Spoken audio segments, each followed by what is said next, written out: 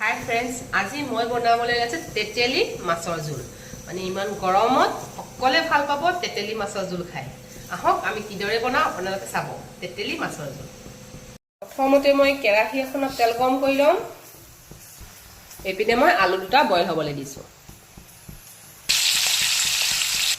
এয়া মাছ ভজা তেল থাকি গ'ল, তাতে মই ক'লা সৰিয়হ কেইটামান দি দিম।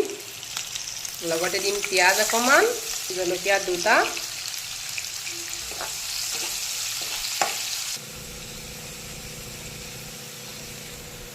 এতিয়া বইল কৰি লোৱা আলুখিনি মই ইয়াত দি দিম।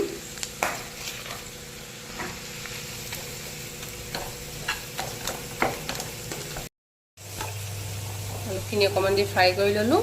তাতে প্ৰথমতে আমি অকণমান পানী দি ল'ম। পানী দি এইখিনি উতল আহিবলৈ দিম।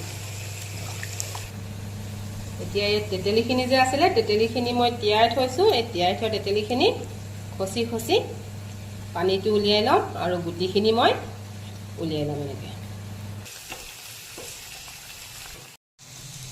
এতিয়া পানীখিনি উতল আহিলত মই ইয়াত মাছখিনি দি দিম।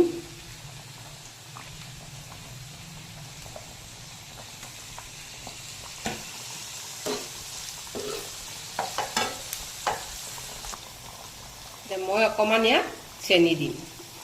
যিকোনো টেঙা বনালে অকণমান চেনি দিব লাগে, টেষ্টটো মানে টেঙাৰ টেষ্টটো ওলাই পৰে তেতিয়া।